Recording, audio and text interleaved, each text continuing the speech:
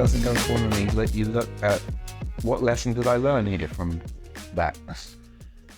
Well, I think that talks a lot about your character, because if you're someone who likes a challenge, then that tells me that you believe in yourself to not only attack a challenge, but fulfill maybe the potential outcome that people are looking for.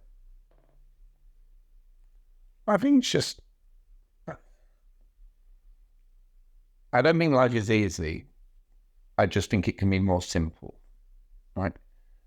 Powerful statement. All right. I think that there's certain mountains, like in terms of a business, like with my business learning, I don't mind climbing a mountain. There's just certain mountains that have got a brick wall in front of it that aren't worthwhile. So I'll give you two that come to mind. One is when I started my business, I really wanted to get into the colleges because I thought, I'd love to make the most impact, especially with kids. They're all on their devices. And can I stop social anxiety with communication? And I would go in coffee shops and see these kids where they're not even interacting with each other, both one person on the phone, but then our generation does the same thing. But I always thought, like, I'll go into college campuses. But then it's like, you have a business, you're an entrepreneur, you can make over $1 million in a year, and you approach the colleges to try and get in front of the college students, and they're like, what letters do you have before your name? I'm like, I've got dollar signs. Like, yeah, like, I guess it's that, like, but my point being is they won't let you on the campuses. So one route, I've never given up on that technically, but I just approach that mountain in a different fashion. I just let it be. And then, like, for instance, I'm going to give a talk at University of South Carolina in April, but it's the kids who are arranging the talk, and they've got a council that has access to funds for a budget to pay someone else to come and give the talk. Well, it still happens, but you want to help clients where you take, as a coach, you want to take someone the most distance. I find that, and again, just my experience, there's two, my clients either fit into one of two categories, right? I either get the client who's already successful, I'm not their first coach that they've ever hired, they're at the top of their game in their industry because they've had some coaching, right? And here's what they're doing. Jamie, teach me one thing that I don't know. I know it's worth the whatever thousands of dollars I'm going to pay you. And teach me one thing. Then what you have is you have those aspiring rookies who are sincere and they're aspiring to be like that person. So they invest money that they don't even have in themselves for me. Then what you have is all the middle ground. And the only people in the middle ground that will ever hire me, they have to have some kind of life event or something where they're just sick and tired of being sick and tired of not making it. But it's so few and far between in that kind of space. And that's what I've found. So with those people in that space that you just were talking about, how do you know they're in that space rather than the aspiring space? The middle space, here's what they do. They come up to me at the end of an event after a talk. Jamie, even though I've got a group psychology play where I'm like, hey, can we agree, guys? I can't teach everything in 45 minutes. Yet, and even if you share it where I can go to sleep at night being like, I did share that. They do understand that. You still are going to get somebody coming up to you saying, thank you so much. I'm going to take everything that you just taught me in that 45 minutes and I'm going to go out and apply it. And I just don't have the capacity to turn around to them and be like, hey, you do realize I only taught you this and there is a lot more. I wish you all the best. So that person that's grabbing that and saying, okay, I'm going to go implement it, but not necessarily understanding the runway and how big it is on how you can be most impactful for them? Yeah, because look at this. Look, I believe at 47, if I showed you an app on my phone, I've hired a personal trainer this year, right? Some people will look at me, are you nuts? You're already in great shape, Jamie. You've already got the 6-pack or 8-pack or what have you. Like, why are you hiring? Why are you spending $6,000? Do you know what I mean? Like this year on a personal trainer. It's always about like, where's the one thing that she's going to tweak in what I've been doing? And it's like, it's being authentic enough to understand and real enough to be like, well, if I'm going to have people spending fortunes on me to learn one thing, Jamie, you're never too big to go and learn that one thing from that personal trainer. I think that people who come up to you at the end of an event and say, thank you so much, I'm going to take everything. And again, I'm okay being wrong in life. I am. But if I ask someone, do you believe in personal development? You get different answers, and you'll get someone who says, absolutely, I do. Okay, so what personal development do you do? And they might say, I read books, or I watch podcasts, or what have you. All they're telling me is there's different levels of personal development. Like Tony Robbins wrote a book once when I was so interested. It was Money Master the Game, and I loved the book. And during reading it, he made you feel really good about yourself, right? And here's why. You get to a certain page in there, and then she gives praise. One of the things I teach, we all love compliments, we all love praise. And he praises you. He says, well done on making it this far of reading the book, because he said 90% of the world has already put the book down and left it on their shelf. So I'm like, yes. And then when I finished the book, it made me feel even better. I'm not saying we can't learn from reading a book. I'm not saying you can't learn something from watching a podcast. There's just different varying degrees on what we can learn. I can learn stuff physically, fitness, and go on YouTube and do for nothing. But it's that I didn't watch the show religiously, so I don't know every episode. But I get all my news from TikTok, as I shared. I don't know what that says about me, but like sometimes on TikTok, you'll get clips from movies or shows. And there was this one clip from the show Billions, all right, which was on Showtime. I don't have Showtime. All right? I probably have. Rocket Money tells me I'm spending a fortune on subscriptions, that I enjoy the entertainment. What that says about me as a coach, that I actually watch TV, I don't know, but that's me being... Did you and you? Yeah, I watch TV. But show Billions, and the guy in Billions turned around and goes, someone said, like, oh, I can watch this show. And the guy's response was, I can watch a Bruce Lee movie. It won't make me a Kung Fu expert. And that play speaks to me in terms of, yeah, you can believe in personal development and you can learn things. My dad, God bless, I guess I'm happy I get to share about my dad on the podcast. I don't get to talk about him. I always like bringing him up. But I live by this notion. The reason I'm even sat here and I did my business was this lesson he taught me. He goes, Jamie, actually, he used to call me Jameson. Jameson, right? Because my name's Jamie and my son said, not the whiskey. Right? Jameson, he goes, there's no substitute for experience. And he goes, and it's always better to learn from somebody else's. And that just stuck with me. Makes a lot of sense. So I think too, in real time, you can't apply at the level or get real-time advice if it's from a book, right? So you can use concept, you can use theory, but you actually have to make the correspondence back to that idea or concept, and you make the decision when to utilize that in real time. Yeah, you don't have someone giving you on demand yet. So that's one example. But I'll give you another example. We all read books. It's like you guys were talking about AI, and I said yesterday, I'll never use AI, right? I might read a book and pick up something from it, and someone else reads that same book, and that's why it's great when you do a book review if I was to do a book review with you, I think we would both appreciate probably what each of us took away from that book and the lesson. Great.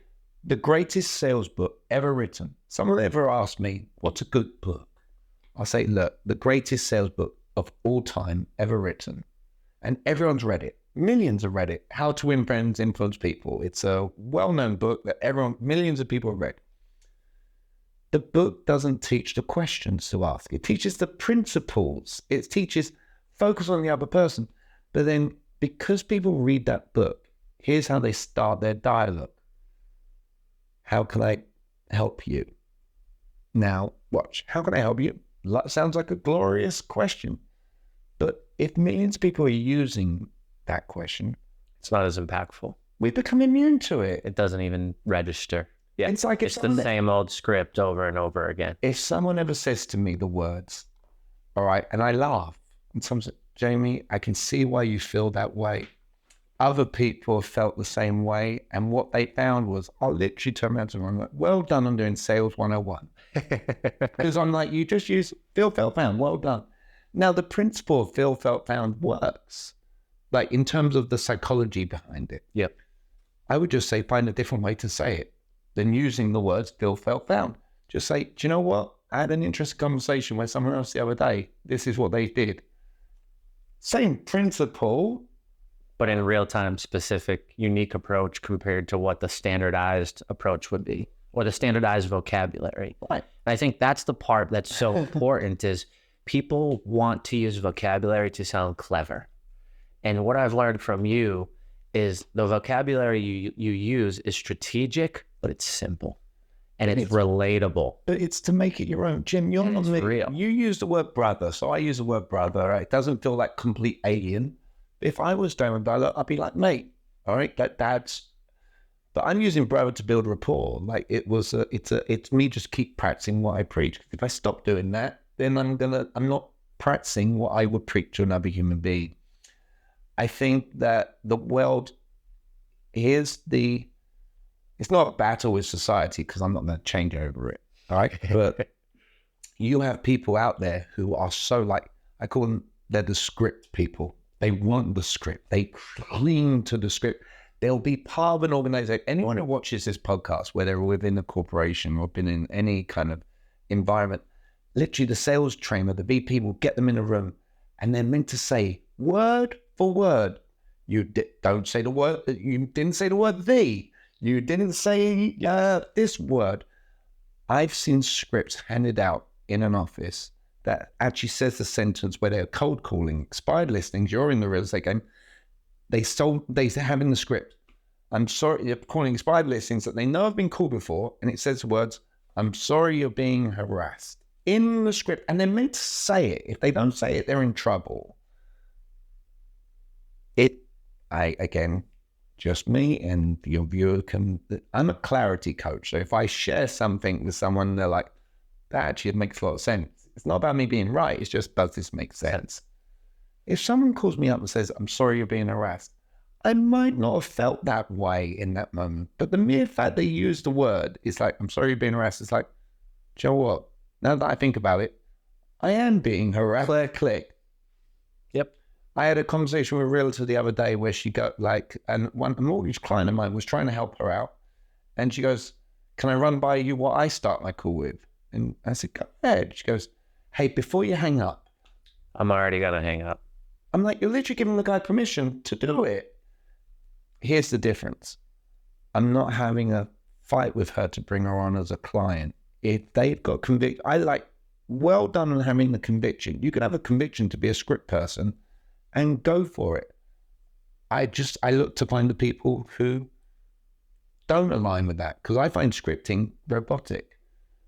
Well, it doesn't position your personality, number one. It doesn't it puts you in a box, right? And if you're a professional and if you're trying to help and serve someone and the opportunity is to communicate with them, for them to have a realization that they may need your services or need your help, then why would I want to put myself in a box based on a script when this person is completely different than this person? This person's problem could be slightly different. It's still a different type of conversation.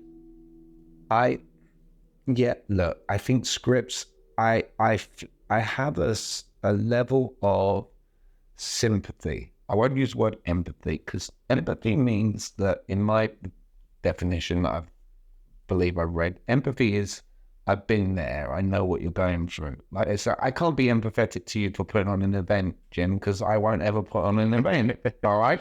I can have sympathy for you. Yeah. I have sympathy for the VP of sales or the broker who's got hundreds of people on a team, and and the only way they know to make money is get the phone dialing. Yeah. And there's novices that have never done a sale before, so we've got to give them a structured script. I get it where it stems from. I just am a bigger believer in everyone in the world is saying be authentic. Everyone. But how can you say be authentic, here's a script? The two don't align with each other. It's like, I trust you to be authentic, but I really don't. So I'm going to give you a script that you're going to use. And so, again, with my line of work, I'm very blessed that when people have the epiphany that approach doesn't work or we become immune to that approach, to be like, okay, you know what? There's someone out there that gives them all the permission in the world to be their glorious selves. All right, like be yourself. Another big one is like in different environments, you're told don't an R. I don't keep count. I probably have done an R today.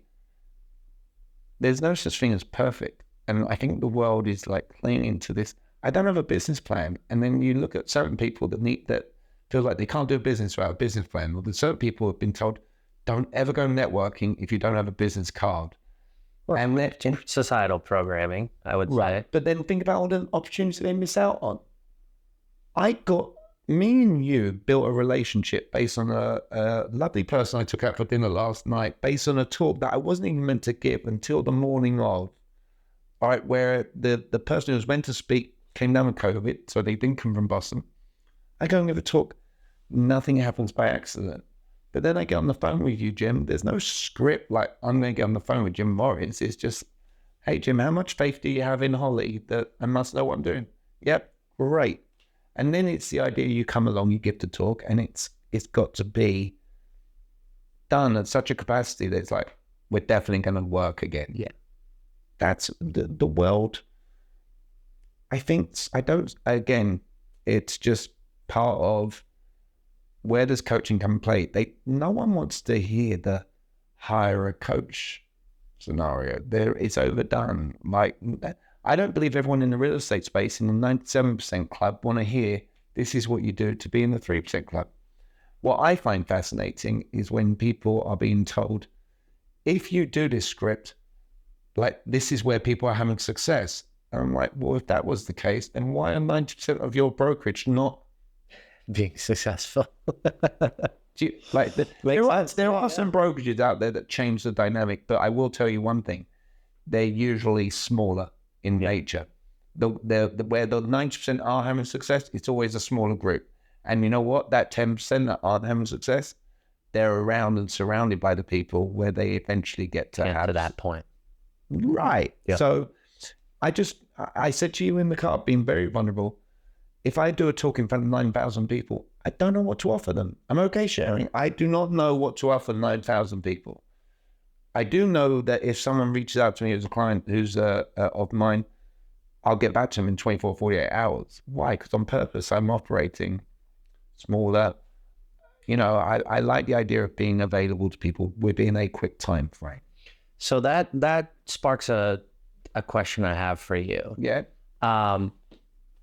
When did you make the decision to do and operate the way you are operating today?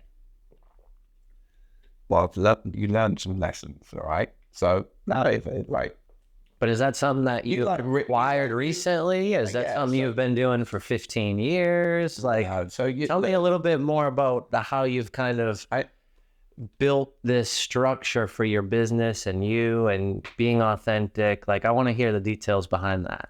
Okay. So listen, as smart as this accent makes me sound in this country, for most of the viewers are going to be the US, I'm really not that intelligent. It's very simple.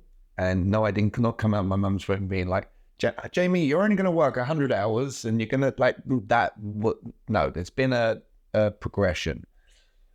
I'm sure every entrepreneur, if they actually do listen to this, and I believe that every entrepreneur's story usually becomes synonymous that it's similar, like in background, all right?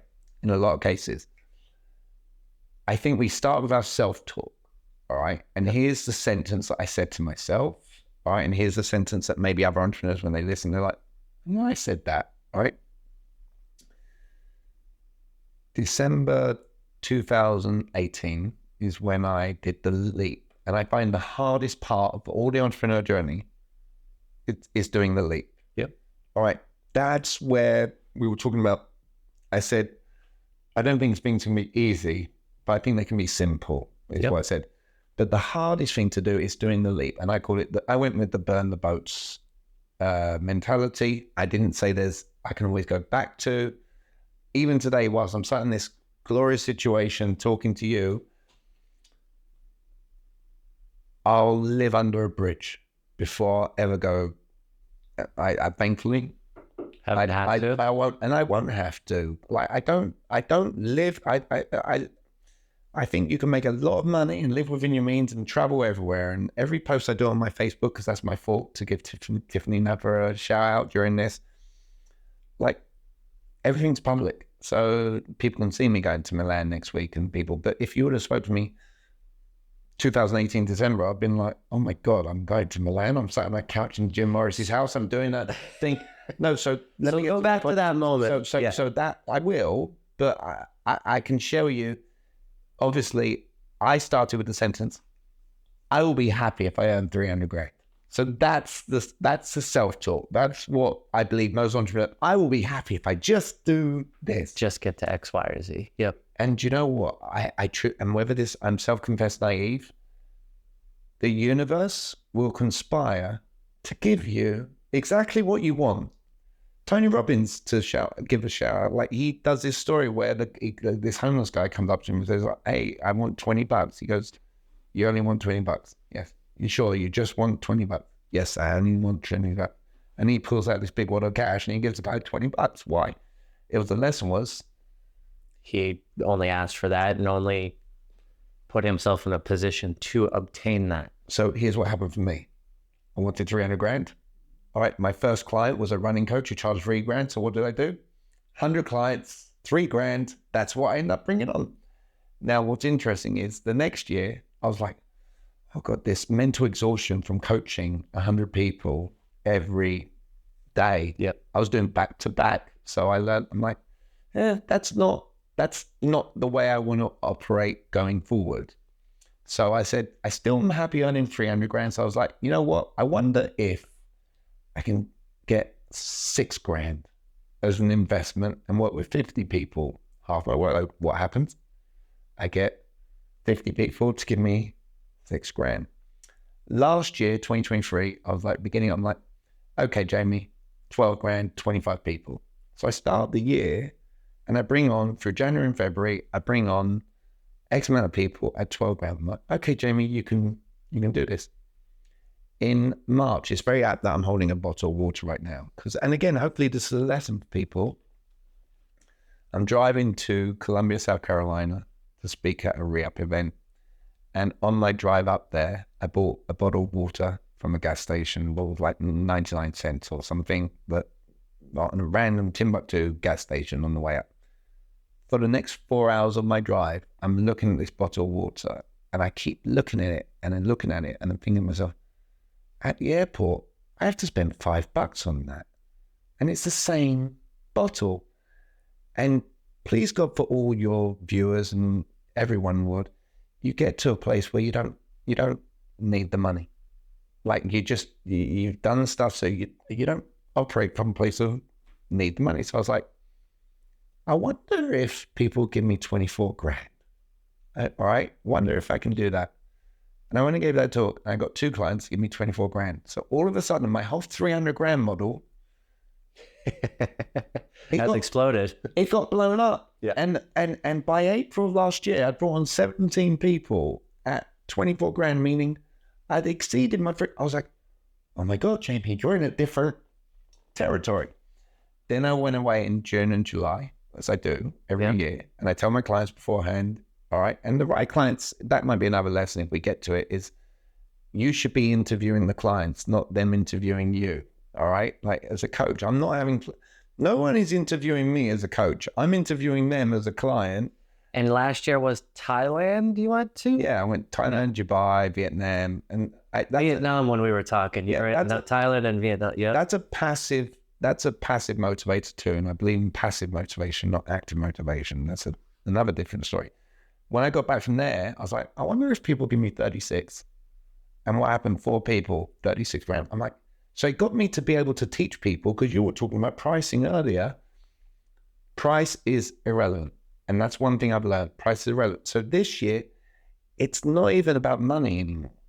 I don't care. I sincerely, why? Because my original goal was 300 grand. And I said, I'll be happy if I earn 300 grand every year for the rest of my life. All right. Now I know that I can earn 300 grand very easily. It's now, what year do I want?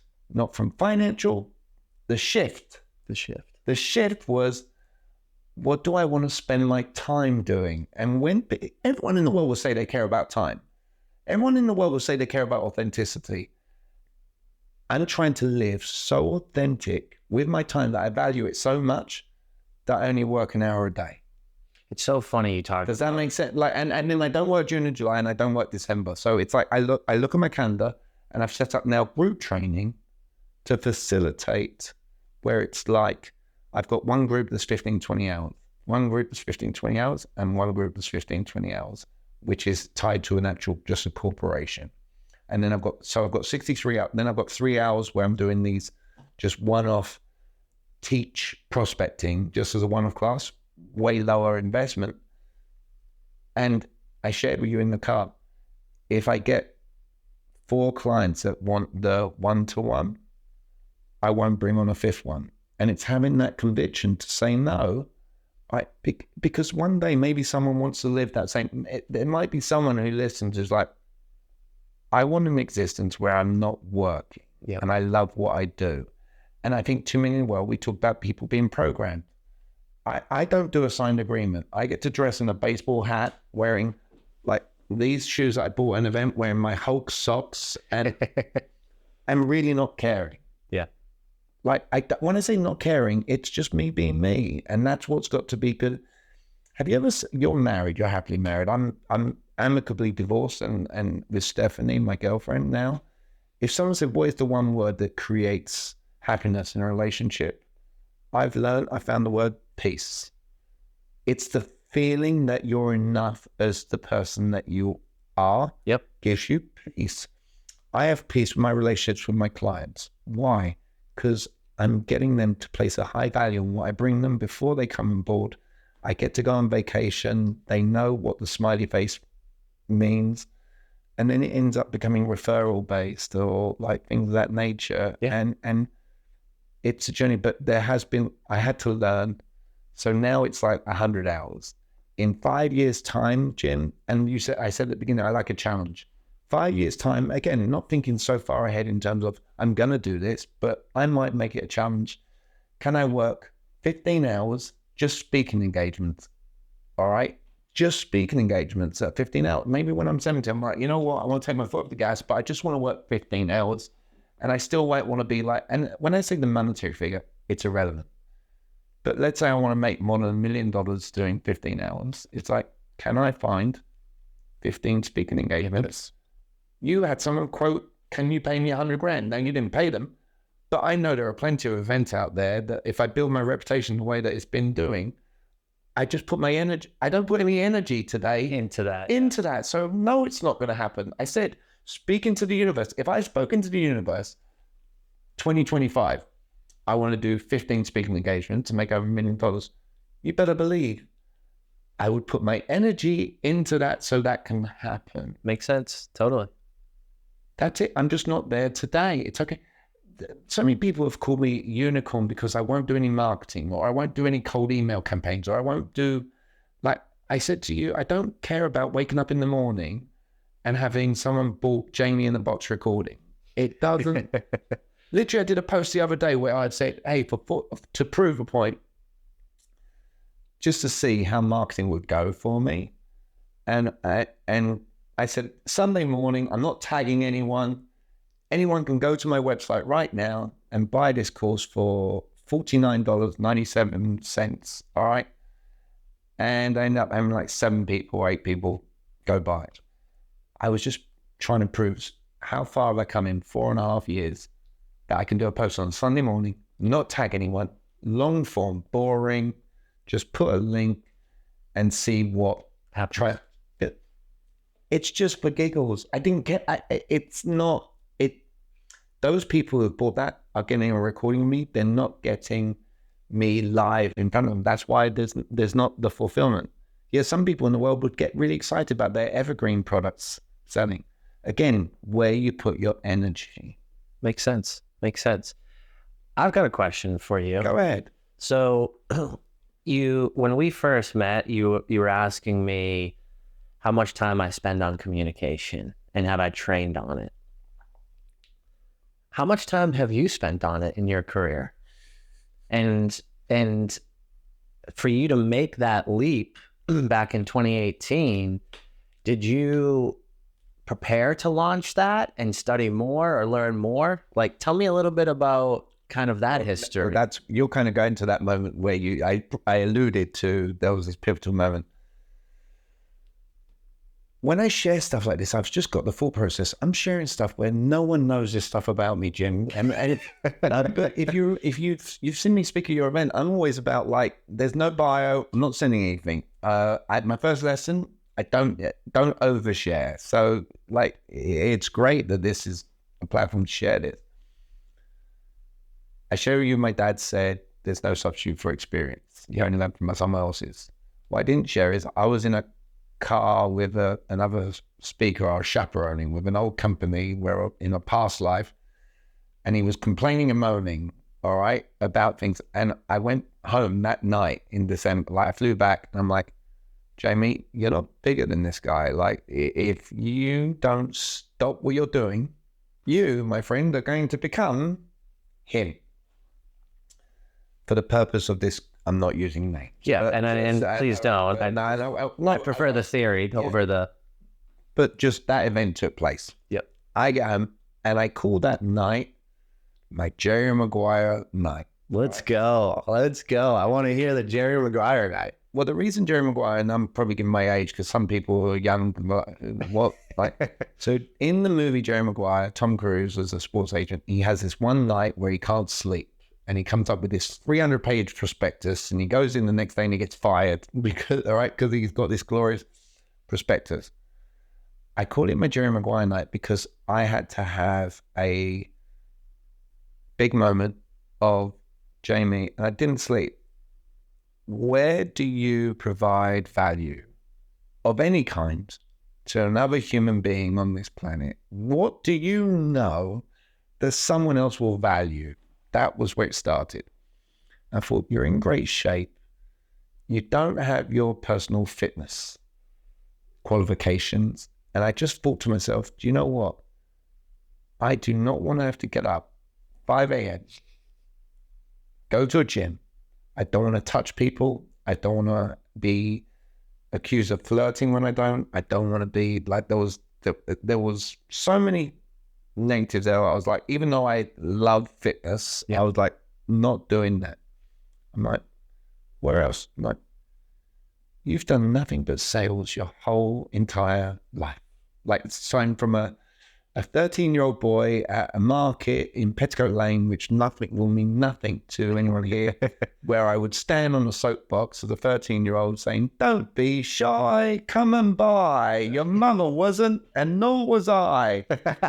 True story. And I was selling like linens and towels and stuff on a market stall.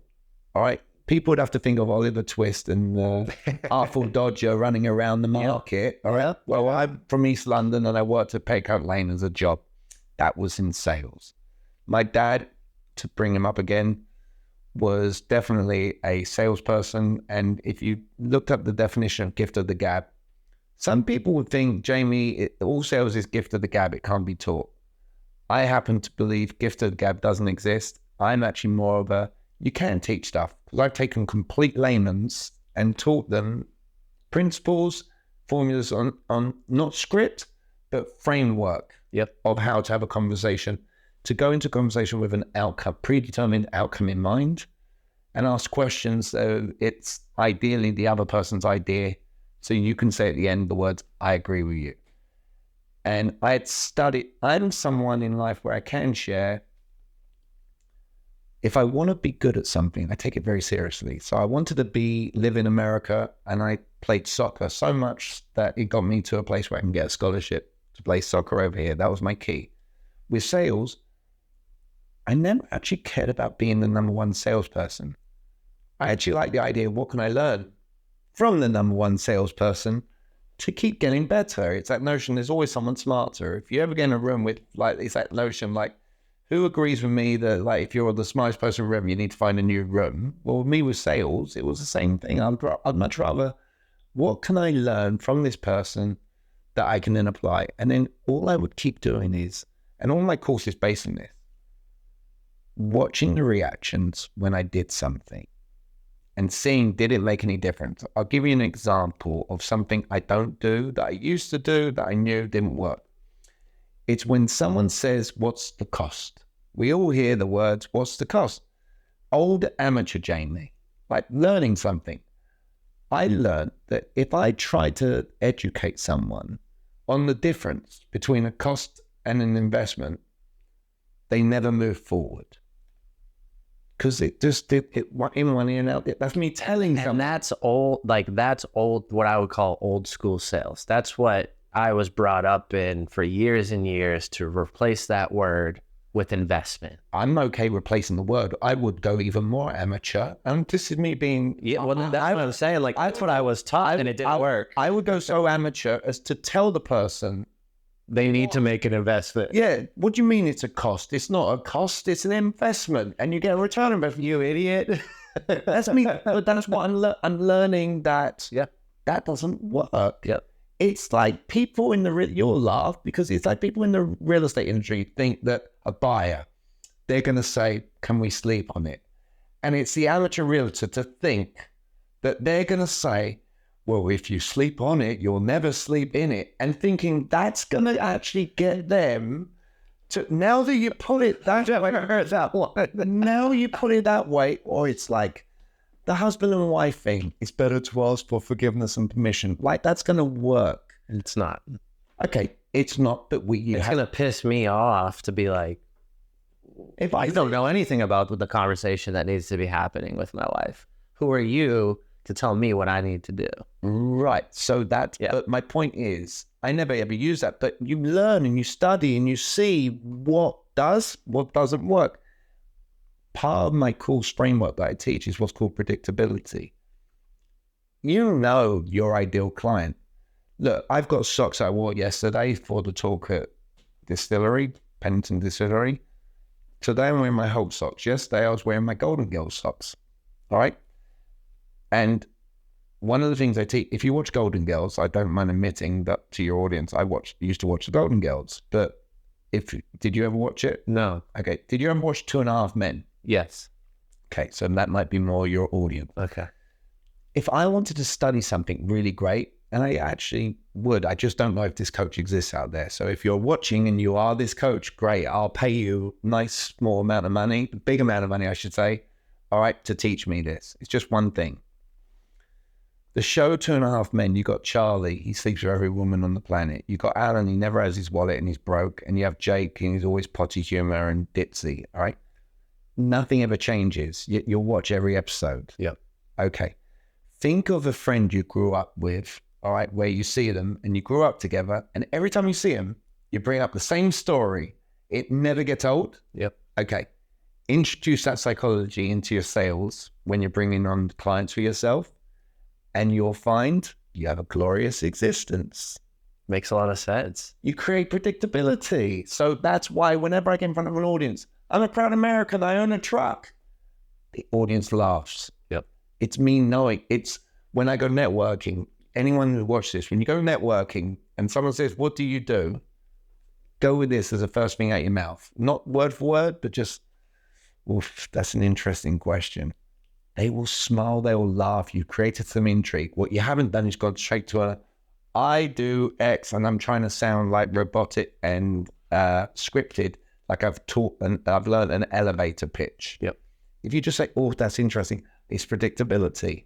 I know when I do my King of Diamonds, right, mind reading. Yep. I know that I'm doing the predictability like the 2.5 Men theory. Because why? Because other people tell me, Jamie, do the things, all right? Yeah. Read the mind. Yeah. It's me knowing that I'm doing something that people can't get enough of. So it's creating that existence in your life and doing that. But it was studying for years and years and years at such a level that I could create. And I give people advice like this all the time. I've got other people who are aspiring to do what I do, and I'm an abundance guy, all right? So I turn around to them, I'm like, just look at a talk you gave and analyze every reason as to why you said what you said at that moment and break it down into a lesson. And as a result of you doing that, you will now have a full curriculum of things that you can teach another human being. And that, my friend, is my curriculum is basically everything I've ever said on purpose, consciously, why I've said it, so I can teach it to another human being. So it makes it, and to coin a phrase, there's a few things that I've realized by myself over the last 4 years. One is, I don't get paid for what I know. I don't get paid for what's in between my two ears.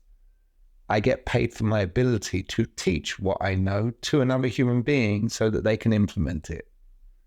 So you see that deliverability, not necessarily the knowledge. There's lots of people who know what I know, but are they any good? Are they good at teaching it to another human being? Delivering it, getting the buy-in, creating an emotion, the feeling. It's the clarity. It's all of it. Yeah. It's me. Like when someone goes networking, me telling them, like asking them, I'll ask someone, and this is why the world is programmed. If I ask your audience, think to yourself, as you're watching this right now, when you go networking, what are you selling? And do you know what? 9 out of 10 people will say the words, I'm selling myself. If they were like, what are you selling? I'm selling myself. They were programmed to say that. Yesterday, I asked the room, what are you doing in this moment? And she goes, action, because Nicole had taught the word action. You're being programmed to just say something. So my take is when I'm going networking or when someone is going networking, you're not selling yourself, you're selling a meeting. Right? My other good example is the voicemail. What's the purpose of leaving a voicemail? Well, I'll go one more. Not to tell them what you do and what you're going to sell them, is to get them to call you back.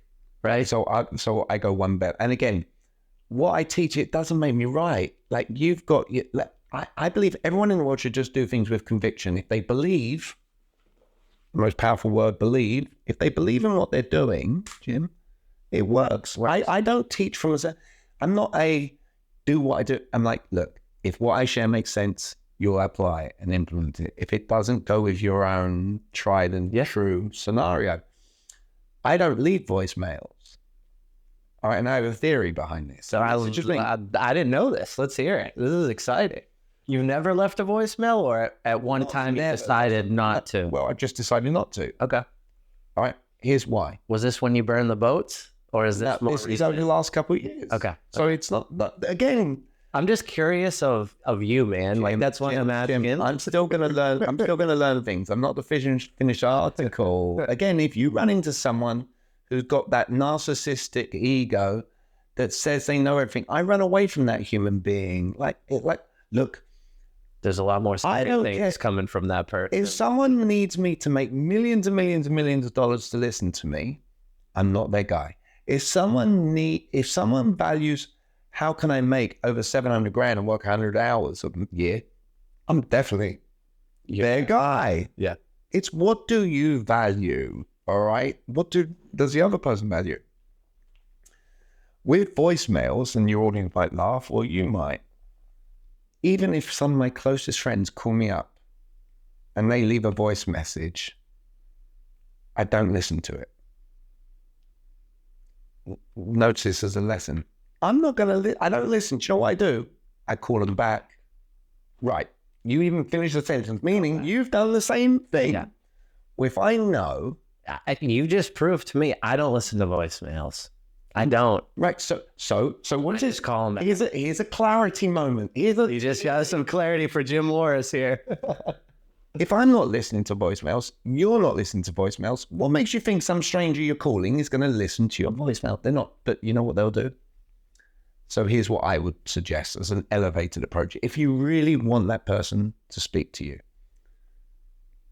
I don't leave the voicemail and I don't send just a regular text message. Hey, just tried calling you. Do you know what I'm going to do in that moment if I really care to speak to them? I'm going to do a video message. Hey, mate, if you're anything like me, you might not listen to a voicemail, all right? And now I've made you the same. Yep. All right? And then I'm always fascinated by the fact that whenever I do these video messages, people at least always see it as, like I'm a smiling face and there's a person behind the search that they just did. And they always seem to call back, right? Let's say, all right, I'm more than just a fancy accent. and I can help you with da da da da da, since you went and checked it out, would that at least be a benefit of you in your mind to at least jump on a quick phone call? Oh, cheers. Oh, and by the way, I'm Jamie. All right, here's my number. All right, 407-620-7862. Cheers. All right, and I've used group psychology on purpose. I was going to say group psychology based on what you said earlier. Yeah, I'm fascinated. Every time I do this, people want to get on a call. They put a smiley face. If you're a mother with a baby, all right, that's burping on your shoulder, have them in the video. Hey, are you anything like, is it natural to want to be able to be human at the same time as what have you? You'll resonate with the right people, because I believe people buy more into the person than they do a, hi, I'm Jamie. I just tried I'm with EXP or whatever, co-op banker or whatever scenario, and I was calling you because do you see the difference? It's a huge difference. Making it like a huge difference. And I think too, to what you're saying with the video is it's disruptive to the norm, right? Because typically you'd make the phone call, you'd leave the voicemail, and immediately most people send a text. Do you know what a video message gives you the ability to do? Be yourself. Like I would even be like, hey, do you know what? You're going to appreciate this. I'm doing this in one take, so I might and ah. Is it okay to be human? All right. All I know is whenever I do these videos, people seem to want to call back. And I'm throwing it out there as a subtle, that's what people do. And then here's what happens. You elevate your response rate.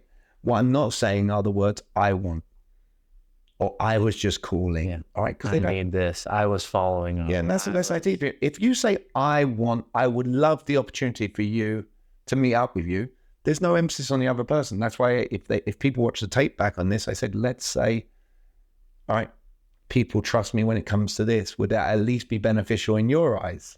This is a good question that's come up in the Impact Effect Mastermind.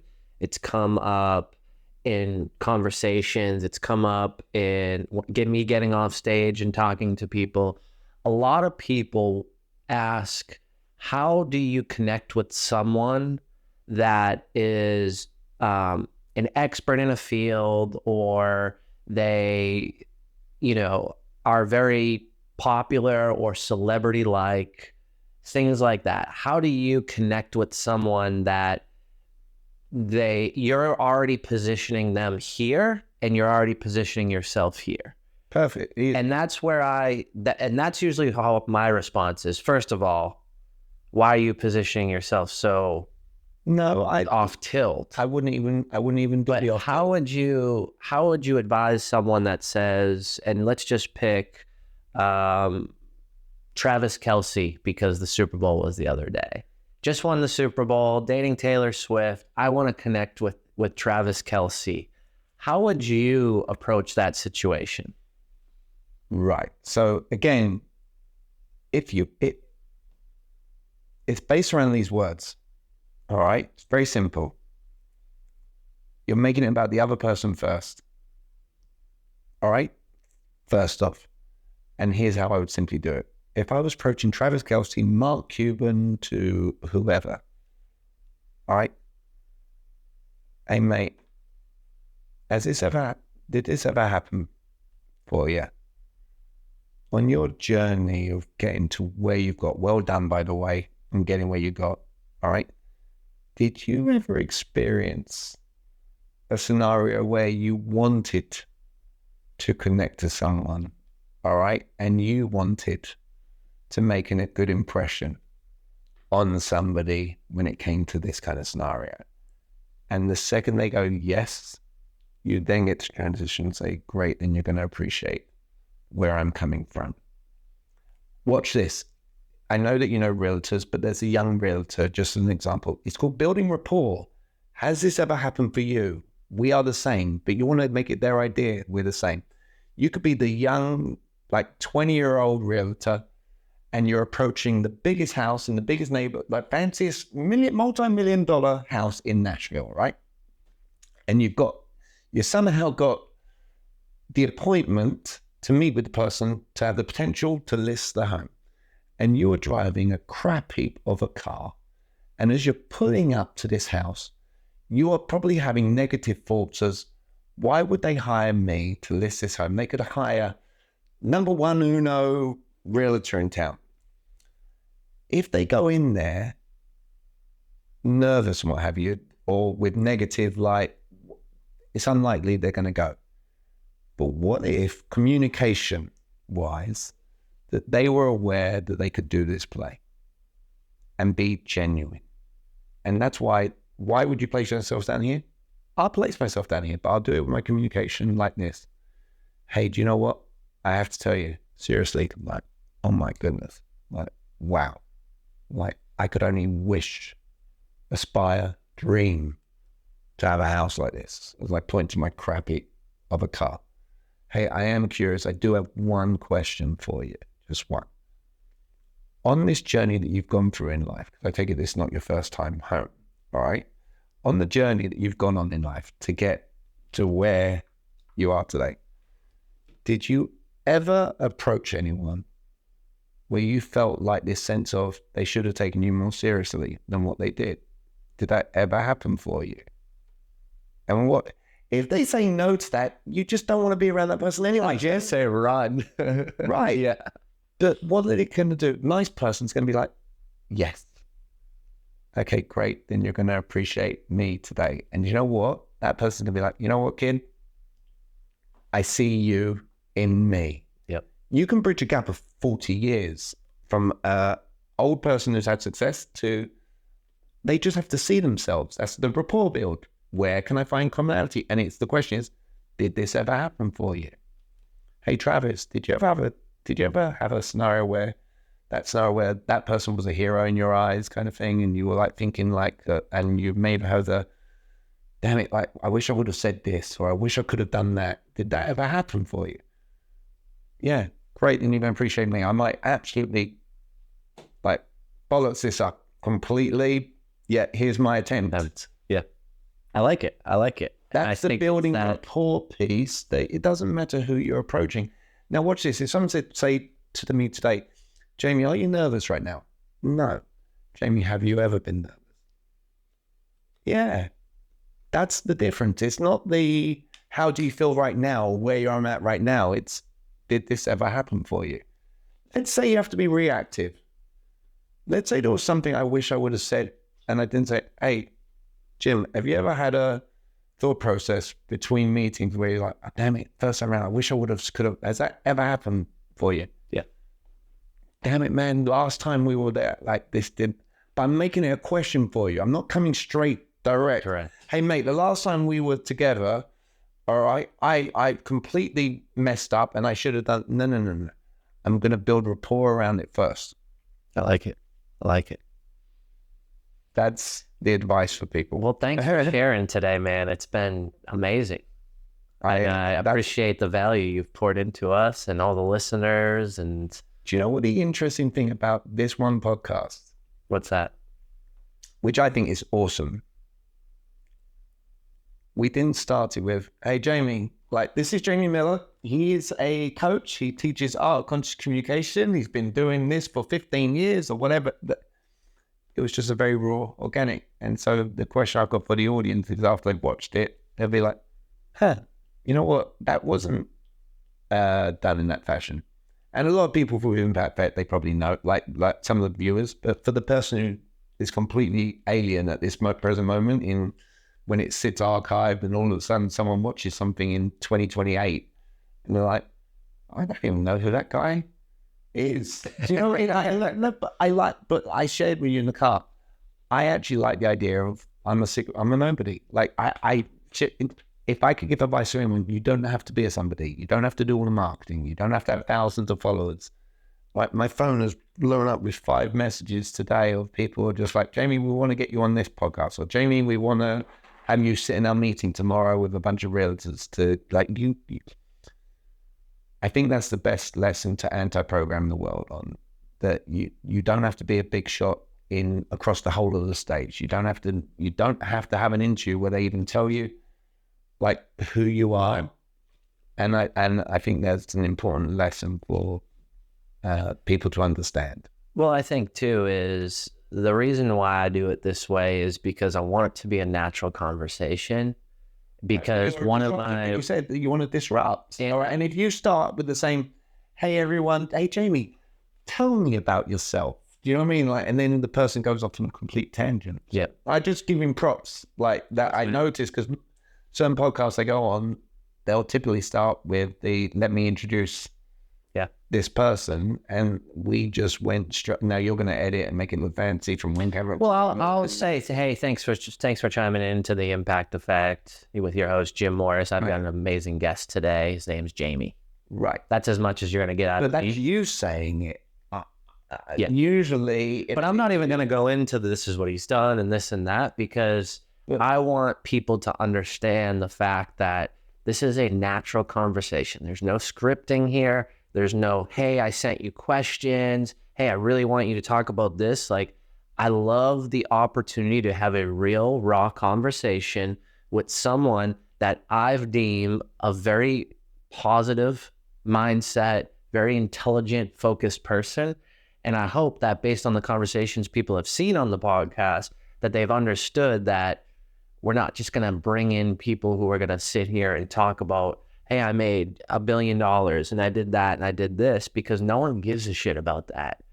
The real information that I'm trying to get out to the world and the resources, the true stories, and like, that's why I was digging a little deeper on you of like, well, you tell me when. You got more from, well, and tell me how. What did you go through? Right? Like, naturally, my hope will be that I talked about my dad and I talked about stuff. I think that the world sometimes assumes too much, and that's the danger. That's why if you don't ask the questions, we're assuming something. Yep. I think it's a good edit for you as you were talking there, for people to understand this is a conversational piece. Because what happens is we just assume, like, the world gets programmed. No, an interview is meant to structure where it's this play. And that's where I think that I was just giving genuine props that, like, I appreciate that. We didn't do that. I appreciate that was, and that's the point of consciousness. It's by design. True. It's not just, it's not done like, oh my God, we forgot to do something. And that's why I say, when people go into conversations, they ask the worst questions. They're not thinking of the outcome that they want. They're not going into a conversation. They're going to a conversation completely winging it. Yep. All right. And I'm a victim of that myself sometimes, you know? I just happen to be, I think that if you want to get good at something, I do believe in national teach it. The only reason, like, any former colleague of mine is like, Jamie, dude, you're just, because I teach it. Yep. It becomes so second nature. Every conversation I go into, I have an outcome. When I get invited on a podcast, my outcome is I'm a reflection on you. I give a talk for Tiffany, or give a talk for you, or anyone. I'm never a reflection on myself. It's always that other person. Well, because here's what I know. You have me on. It's, if they watch it and they like it, they're going to come back and watch the other one. That's it. Yep. So there you go. Hopefully there's plenty of lessons that can maybe people deep dive in their head. I always say, simmer on this for a moment, you know, like, just to try and see where that applies to them in their life. I love it. Well, thanks again, brother. Crushed it. Yeah.